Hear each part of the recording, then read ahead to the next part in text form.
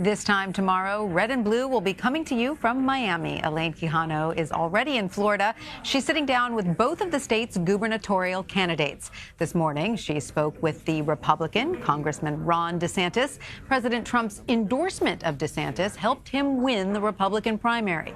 And DeSantis has positioned himself as a close ally of the president.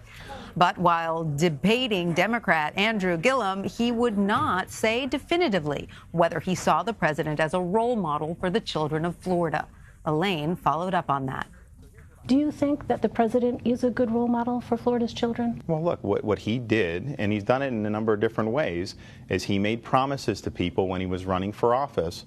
And most politicians forget those promises as soon as they take office. And I think even his worst critic would say he's been somebody that has been determined to keep the promises he made. And the Israel promise is something that I brought up because other presidents for 25 years have been making that same promise. And so what I would tell my kids is, if you promise someone you're going to do something, keep your word. Now, we all have our faults and whatnot, but I think that was something, keeping your word is something that I think is a good thing to do. So the answer to that is yes. Look, these are just, you guys, I know what you guys are doing. You're obsessed with kind of the Trump stuff and this and all the stuff with the kids. Bottom line is keep your word. I think that's important. Elaine is with us now from Jacksonville, where she sits down later tonight with DeSantis' Democratic rival, Andrew Gillum. Elaine, what did you take away from Congressman DeSantis' comments about the president there?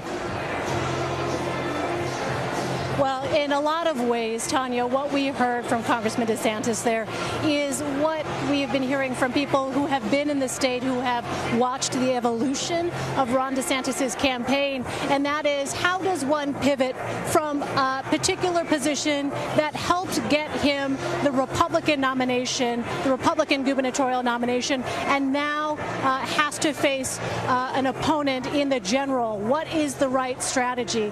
And what we heard there, obviously, from Congressman DeSantis in trying to talk more broadly about President Trump's commitment, as he said, to Israel. We heard it in the debate.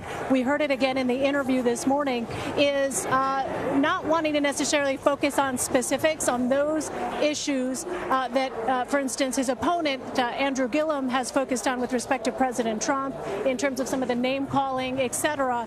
It really sort of underscores the challenge when you have a candidate who has so closely linked himself to the President of the United States, who we know in this very purple state is not necessarily universally popular. What should the posture be going into the general? And I think that's a lot of what we heard in that answer.